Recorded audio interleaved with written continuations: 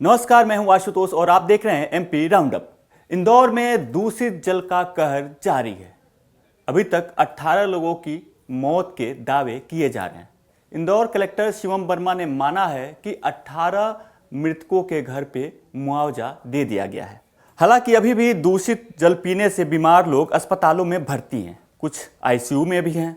इंदौर का जिला प्रशासन और नगर निगम सवालों के घेरे में है।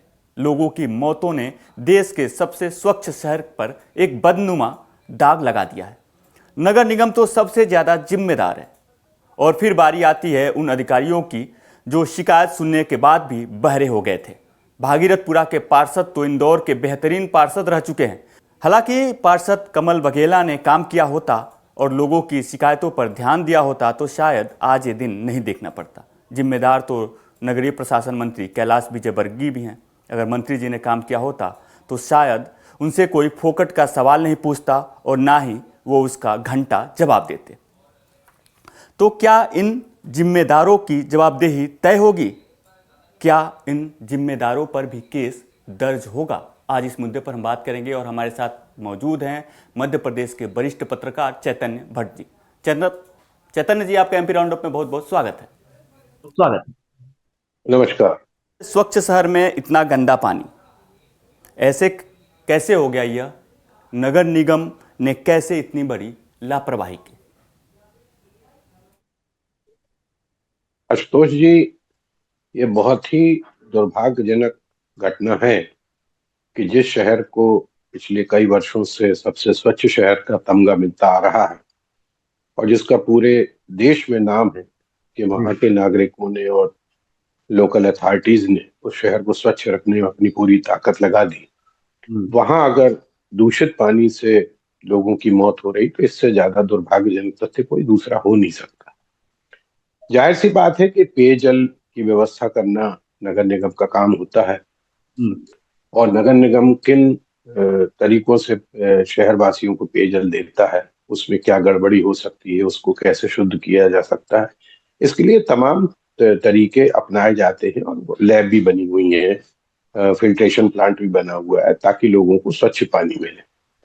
लेकिन इसके बावजूद अगर वहां पर दूषित पानी गया, जो मलमूत्र मिला हुआ पानी लोग पी रहे थे और जिसके कारण कई लोगों की मौत हो गई, जिसमें एक 7 माह का बच्चा भी था जिसको बड़ी मांग के साथ उनके माता पिता ने बड़ी प्रार्थना के बाद भगवान ने उनके घर में एक बच्चे को दिया था, जन्म दिया था, उसकी मौत हो जाना, मुझे लगता है कि इससे ज्यादा दुखद तथ्य कोई हो नहीं सकता कि नगर निगम हो या आपके नगर निगम के कमिश्नर हो, जल प्रभारी हो, सुपरवाइजर हो या वहाँ जो फिल्ट्रेशन प्लांट है उसके इंचार्ज हो, इन तमाम लोगों की जिम्मेदारी होती है कि वो पानी को स्वच्छ रखें। उसमें क्लोरीन का प्रभाव किया जाता है ताकि पानी में जो कीटाणु वो खत्म हो जाए। लेकिन इसके बावजूद अगर वहां पर लोग इस बात की शिकायत कर रहे थे, बहुत लंबे अरसे से शिकायत कर रहे थे कि भाई हमको यहाँ पर खराब पानी मिल रहा है, लेकिन वहाँ के जो पार्षद हैं ना तो उन्होंने इस बात पर ध्यान दिया, ना नगर निगम के अधिकारियों ने ध्यान दिया। एक बात मैं बता दूं को जो कमल बघेला जी हैं, पार्षद वहाँ के भागीरथपुरा के, उनको मतलब सबसे बेहतर पार्षद का पुरस्कार भी मिल चुका है। मेयर की एक अभी वीडियो वायरल हुआ था मेयर का वहाँ पे पुष्यमित्र भार्गव का, जिसमें वो उनकी तारीफ कर रहे हैं। लेकिन जो पार्षद थे उन पर आरोप है कि जब वहाँ के लोग शिकायत करने जाते थे तो पार्षद उनको भगा देते थे। कांग्रेस ने तो ये तक आरोप लगाया कि पार्षद ने शिकायतकर्ताओं से ये भी कहा कि अगर फिर से हमारे घर पे आओगे शिकायत लेकर के तो तुम्हारी टांगें तोड़ दी जाएगी। जी देखिए, इस आरोप में कितनी सच्चाई है तो नहीं कहा जा सकता, लेकिन ये बात जरूर है कि कमल बघेला एक अच्छे पार्षद के रूप में माने जाते हैं और कैलाश विजयवर्गीय के काफी करीबी भी माने जाते हैं। लेकिन ये भी कहा जा रहा है कि कमल बघेला ने मुख्यमंत्री को एक पत्र भी लिखा था कि यहाँ पर पानी की व्यवस्था ठीक नहीं है, इसके लिए कुछ आप कार्यवाही कीजिए। उस पर कोई कार्यवाही हुई नहीं, ऐसा कुछ बड़े नेशनल चैनल्स में भी आया है। अब सवाल इस बात का है, कमल बघेला को जो प्रतिनिधित्व दिया वहां की जनता ने, तो उनकी तो आशा उसी पार्षद से होगी, क्योंकि पार्षद ही नगर निगम में उनका प्रतिनिधित्व करता है। क्योंकि डायरेक्ट अफसरों से तो कोई मिल पाना बड़ा कठिन है आज के जमाने में। जो कुछ है, इसलिए शायद जनप्रतिनिधियों की व्यवस्था की गई है कि जनप्रतिनिधि के माध्यम से वो अपनी बात अफसरों तक पहुंचा सके। अब हुआ ये है कि 4 महीने पहले दिलीप यादव वहां पर नगर निगम के कमिश्नर बनाए गए। जाहिर सी बात है कि जब 4 महीने हो गए उनको वहां पर तैनात हुए, तो उनके पास भी इस तरह की शिकायतें आई होंगी कि पानी ठीक नहीं मिल रहा है। लेकिन उस पर उनने क्यों ध्यान नहीं दिया, ये भी एक बहुत बड़ा सवाल है। नहीं तो दूसरा मेरा अगला सवाल जो है इसी पे है कि अब तो टोपी ट्रांसफर वाला मामला शुरू हो गया है। जो जनप्रतिनिधि हैं वो बोल रहे हैं कि अधिकारी काम नहीं करना चाहते हैं, अधिकारियों से शिकायत की गई लेकिन शिकायतों पर ध्यान नहीं दिया गया। तो सवाल ये है कि भाई आपको जनता ने वोट दिया है, आप जनता के प्रति जवाब दे हैं, तो आपको इस्तीफा देना चाहिए था, सड़क पे आना चाहिए था जनता के लिए, लेकिन आपने वो किया नहीं। लोग मरने लगे तो उसके बाद आप आरोप लगा रहे हैं अधिकारी पे। अधिकारी को क्या, अधिकारी आज यहाँ पे हैं कल कहीं और पे चले जाएंगे। देखिए, वो राजनीति का दौर खत्म हो गया जब लोग नैतिकता के आधार पे इस्तीफा दे दिया करते थे। अब ना वो जमाना है, ना उस तरह के जनप्रतिनिधि हैं जो इस तरह की नैतिक साहस दिखा सकें कि वो किसी बड़ी घटना के बाद अपने पद से त्यागपत्र दे दें। तो त्यागपत्र की और इस्तीफे की तो बात ही बेमानी है आज के जमाने में। ये जरूर है कि एक अगर अच्छा जनप्रतिनिधि हो जिसको जनता ने बड़े शिद्दत के साथ अपना प्रतिनिधि बनाया था, और उसके कार्यकाल में अगर ऐसी कोई घटना होती है, तो नैतिकता तो यही कहती है कि उसको इस्तीफा दे देना चाहिए। दूसरी बात, अगर अधिकारी काम नहीं कर रहे थे, अगर अधिकारी सुन नहीं रहे थे, तो वैसे भी एक बात मैं आपको बताऊं कि जो महापौर होता है वो एक सजावट की गुड़िया है। सारे एग्जीक्यूटिव पावर जो होते हैं वो नगर निगम अध्यक्ष के, नगर निगम कमिश्नर के पास ही होते हैं। अगर महापौर किसी चपरासी का तबादला भी करना चाहे तो उसके हक में ये बात नहीं है, उसको नगर निगम कमिश्नर से ही बात करना पड़ेगी, तभी जाकर वो काम होगा। तो महापौर का कहना ये है कि साहब हमारी बात नहीं सुनते, तो फिर आप क्यों बैठे उस पद पे? आपको ऊपर खबर करना चाहिए कि भाई ये अधिकारी लोग हमारी बात नहीं सुनते हैं। और इतना तो आप में, अगर आप बात उमा भारती ने भी कहा और सुमित्रा महाजन से जब एमपी तक ने बातचीत की तो उन्होंने भी यही बात बोली कि जब आपकी सुनते नहीं अधिकारी तो आपको जनता के बीच जाना चाहिए था, वहां बैठे क्यों थे फिर? देखिए, जनता के बीच जाने से क्या हो, आपको तो जनता ने चुन के ही भेजा ना, आपको तो पहले ही चुन के भेजा है कि आप हमारी बात वहां रखिए। महापौर क्या होता है, महापौर पूरे शहर के नागरिकों द्वारा चुना जाता है।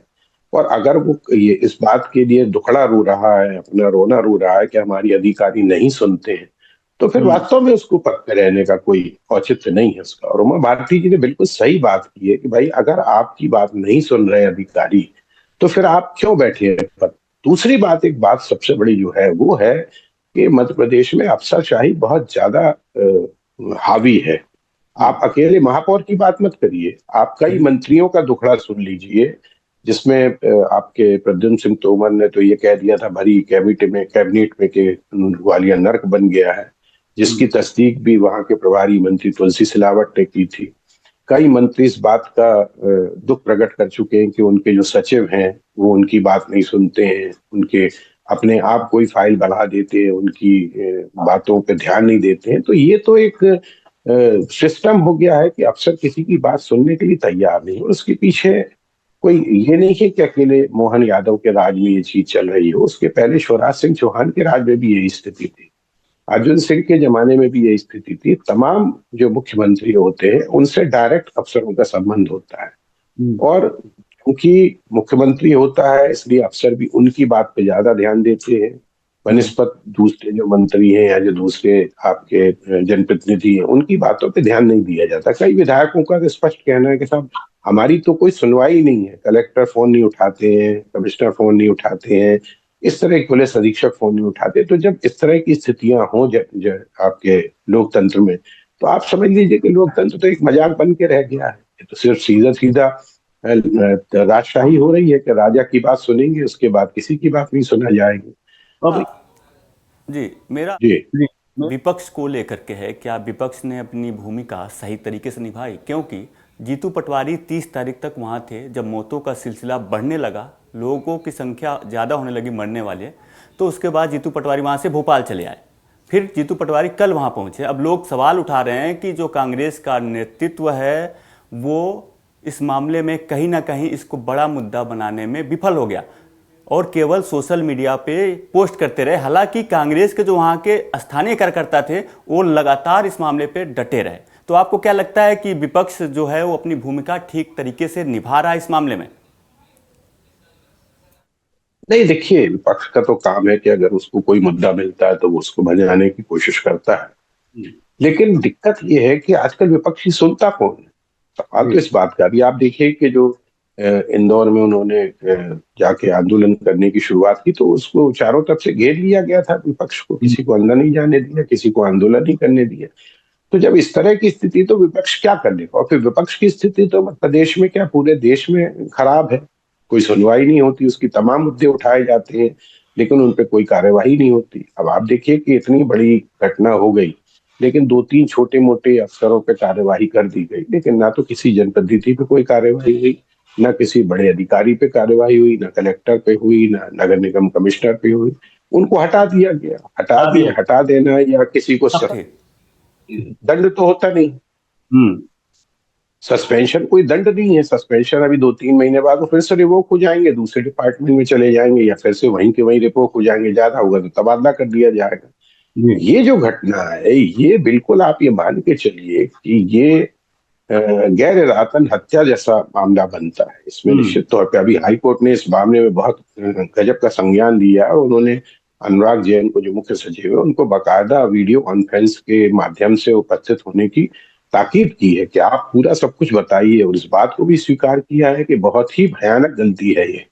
और इस दौरान उन्होंने, सरकार ने भी माना कि हाँ ज्यादा लोगों की मौत हुई, जबकि पहले तो वो 4 लोगों की मौत की बात कर रहे थे। 4 लोग, जब फिर हाई 5 कोर्ट ने लोग, फिर 6 लोग। कि 5 लोग, फिर जब हाई कोर्ट ने आपको, जब अधिकारियों को डांटा फटकारा, कई तरह की बातें की गई, जब उन्होंने मुद्दे उठाए, तब फिर सरकार ने कहा कि नहीं, हाँ हमने 12-14 लोगों को मुआवजा दिया। अब सवाल इस बात का है कि 2 लाख का मुआवजा कोई मुआवजा तो होता नहीं है। जिसके घर का चिराग चला गया या जिसके घर के लोग चले गए वो 2 लाख रुपए लेके क्या करेंगे। और आजकल 2 लाख की हैसियत क्या है।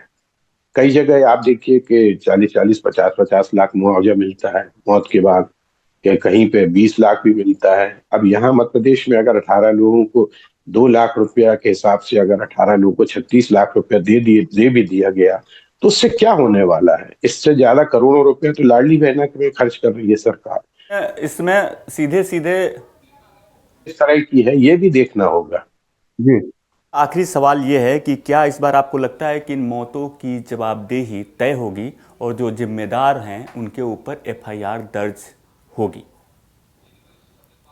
नहीं, देखिए, मुझे तो नहीं लगता कि इस तरह की कोई कार्यवाही होगी, क्योंकि बहुत से ऐसे, अभी आप देखिए कफ सिरप से बहुत से बच्चे मर गए लेकिन किसी पे कोई कार्यवाही नहीं हुई। एक डॉक्टर को जो वहां पर दवाई लिखता था और एक दुकानदार था जो दवाइयां बेचता था उसको भर गिरफ्तार करके भेज दिया गया, लेकिन वहां के जितने बड़े अधिकारी थे उन पे कोई कार्यवाही नहीं। तो ये अब तो देखिए, अब तो कोई कार्यवाही होना बड़े लोगों पे ये तो अब सपना होके रह गया। छोटे मोटों को जरूर बलि का बकरा बना दिया जाता है, लेकिन जो बड़े लोग होते हैं जिनके कंधों पे वास्तव में जिम्मेदारी होती है उनका कुछ नहीं बिगड़ता। मुझे नहीं लगता कि इसमें कोई, हाँ अगर हाईकोर्ट आदेश दे देता है, जैसे उसने कहा भी है हाईकोर्ट ने कि आपराधिक प्रकरण भी दर्ज किया जा सकता है अगर इसकी जांच हम तरीके से करेंगे और जो जवाब मिलेगा उसके आधार पे आपराधिक मामला भी दर्ज किया जा सकता है। तो अगर हाईकोर्ट करता है तो फिर उसके लिए सुप्रीम कोर्ट है, जैसे विजय शाह के मामले में है।